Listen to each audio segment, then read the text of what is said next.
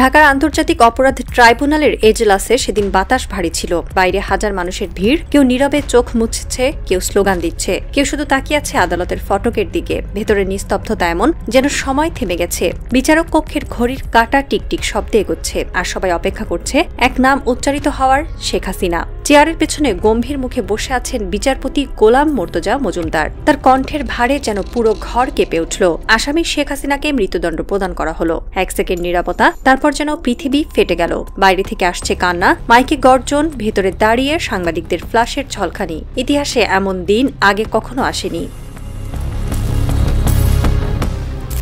1960 সালের 15 জানুয়ারি ফেনীর ফুলগাজী উপজেলার হাসানপুরে জন্ম এক ছেলে শিশুর। সেই ছেলে একদিন হবে এমন বিচারক যিনি দেশের সবচেয়ে ক্ষমতাধর শাসকের বিরুদ্ধে রায় দেবেন, তা কেউ ভাবেনি। তার নাম গোলাম মোর্তজা মজুমদার। 1982 সালে বিসিএস ক্যাডারে যোগদান করেই তিনি সহকর্মীদের কাছে পরিচিত হন বিচার বিভাগের নিঃসঙ্গ শের নামে। রাজনীতি, প্রভাবশালী নেতা, ফোন কল, কোনো কিছুই তাকে নত করতে পারেনি। তার এজলাসে দাঁড়িয়ে দাপুটে আসামিদের চোখে প্রথমবার ভয় দেখা যেত। বারবার পদোন্নতি থেকে বঞ্চিত হয়েছেন, দূর দূরান্তে বদলি হয়েছেন, তবুও আপোষ করেননি। একবার কোনো প্রভাবশালী এমপি ফোনে বলেছিলেন, স্যার একটু সাহায্য দরকার। উত্তর ছিল সংক্ষিপ্ত, আমার কলম আল্লাহ ছাড়া কাউকে ভয় পায় না। যে সরকারের সময় তাকে পদোন্নতি থেকে বঞ্চিত করা হয়েছিল, সেই সরকারের প্রধানের বিচার করার দায়িত্ব আজ ইতিহাস তার হাতে তুলে দিয়েছে। জুলাই বিপ্লব, যেখানে ছাত্র জনতার আন্দোলন দমন করতে গুলি চালানো হয়েছিল, রাস্তায় পড়ে থাকা মৃতদেহ, লাল পতাকার নিচে অসংখ্য মা বাবার কান্না, সেই দৃশ্যই পরিণত হয়েছিল শেখ হাসিনা সরকারের পতনের সূচনায়। রাষ্ট্র জানত এই হত্যার বিচার সহজ নয়। এখানে কেবল রাজনীতি নয়, আন্তর্জাতিক স্বার্থ, ভারতীয় চাপ, এমনকি পশ্চিমা প্রভাবও জড়িয়ে আছে। তবুও অন্তর্বর্তী সরকার সাহস দেখায়। তারা জানত ন্যায় বিচার করতে হলে সাহস লাগে, আর সেই সাহসের নাম গোলাম মোর্তজা মজুমদার। অবসরের পর নিভৃতে বসবাস করছিলেন তিনি। কোনো দল, কোনো রং নয়, শুধু বই, প্রার্থনা আর এক শান্ত জীবন। তাকে যখন ট্রাইব্যুনালের চেয়ারম্যান হিসেবে দায়িত্ব দেওয়া হলো, তিনি বলেছিলেন, আমি ভয় পাই না, কারণ আমি অন্যায় করব না। এই বিচারের মেরুদণ্ড ছিল রাষ্ট্রপক্ষের team. Chief prosecutor Tajul Islam এবং তার সহযোগী ব্যারিস্টার নাবিলা রাত দিন এক করে সাজিয়েছিলেন মামলাটি। তাজুল আদালতে দাঁড়িয়ে বলেছিলেন, এই রায় শুধু একজন নেতার নয়, হাজারো শহীদের রক্তের দাবি। তারা আদালতে উপস্থাপন করেন হাজার পৃষ্ঠার নথি, ডিজিটাল ফুটপ্রিন্ট, অডিও রেকর্ডিং এবং সিসিটিভি ফুটেজ। সেই ফুটেজে দেখা যায় কিভাবে আন্দোলনের দিন গণভবন থেকে আসা নির্দেশে পুলিশ বাহিনী গুলি চালিয়েছিল।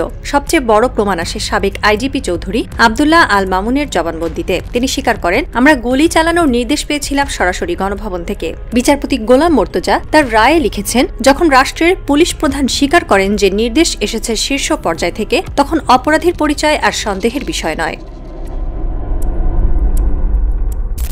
শেখ হাসিনা বর্তমানে আশ্রয় নিয়েছেন ভারতে। রায়ের আগেই দিল্লি থেকে কূটনৈতিক বার্তা এসেছিল, এ রায় দিলে সম্পর্কের প্রভাব পড়বে। কিন্তু গোলাম মোর্তজা সেই হুমকি উপেক্ষা করেন। তিনি বলেন, বাংলাদেশের আদালত বাংলাদেশের আইন মেনে চলবে, অন্য দেশের ভ্রুকুটি আমাদের বিচার নির্ধারণ করবে না। রায় ঘোষণার পর ভারতের পররাষ্ট্র মন্ত্রণালয় এক বিবৃতিতে জানায়, আমরা রায় নিয়ে উদ্বিগ্ন, কিন্তু ঢাকায় বসে বিচারপতি শুধু বলেছিলেন, ন্যায় বিচার উদ্বেগ সৃষ্টি করে না, সত্য করে। এর মাধ্যমে তিনি যে বার্তা দিলেন তা স্পষ্ট, বাংলাদেশ আর কারো তত্ত্বাবধানে চলা দেশ নয়।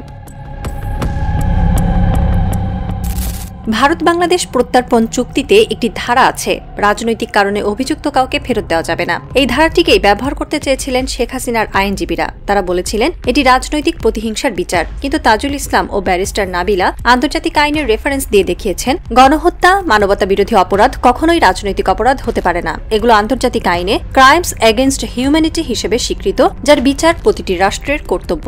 বিচারপতি গোলাম মোর্তজার রায়ে লিখেছেন, এটি কোনো রাজনৈতিক প্রতিহিংসা নয়, এটি হাজারো নিহত মানুষের ন্যায় বিচার। এই যুক্তির ফলে ভারতের পক্ষে শেখ হাসিনাকে রাজনৈতিক আশ্রয়ের অজুহাতে আটকে রাখা এখন আইনগতভাবে প্রায় অসম্ভব হয়ে পড়েছে।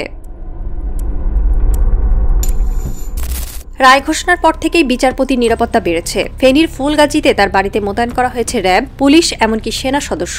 তবে তিনি নির্ভীক, তার মুখে এখনো সেই একই শান্ত হাসি। এক ঘনিষ্ঠজন জানান, স্যার বলেছিলেন, আমার রক্ষাকারী আল্লাহ, মানুষ নয়। যদি বিচারকের কলম থেমে যায়, তাহলে এই জাতিও থেমে যাবে। এই বাক্যটি এখন ছাপা হয়েছে দেশের প্রতিটি পত্রিকার শিরোনামে, সোশ্যাল মিডিয়ায়। বিচারপতি গোলাম মোর্তজা এখন কেবল এক নাম নয়, তিনি এক যুগের বিবেক। এই রায়ে প্রমাণ হয়েছে আইনের চোখে সবাই সমান। সাবেক স্বরাষ্ট্রমন্ত্রী ও আইজিপিকেও একই সাথে দণ্ড দেওয়া হয়েছে। বিচারপতি লিখেছেন, অবৈধ আদেশ পালন করাও অপরাধ। আইন অমান্য করলে মন্ত্রী বা পুলিশ কেউ রেহাই পাবে না। এমন নজির বাংলাদেশে বিরল। জনগণ এই রায়কে দেখছে শুধু প্রতিশোধ নয়, বরং নতুন রাষ্ট্র চেতনার সূচনা হিসেবে, যেখানে আদালত আর কেবল কাগজের প্রতিষ্ঠান নয়, বরং জনগণের আস্থা ফিরে পাওয়া এক ন্যায়ের আশ্রয়স্থল।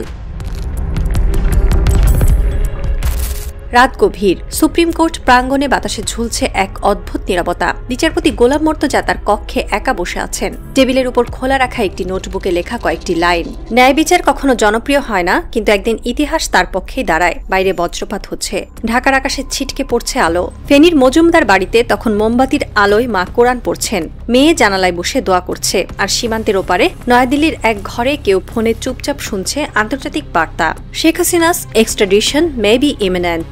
সেই মুহূর্তে যেন সময় থেমে যায়। একটি দেশ নিজের ভেতরে ন্যায় বিচারের আলো দেখেছে, আরেক বিচারকের কলম ইতিহাসের পাতায় লিখে দিয়েছে, অপরাধীর কোনো দল নেই, কোনো দেশ নেই, কেবল অপরাধী তার পরিচয়। বাইরে আবার বৃষ্টি নামল।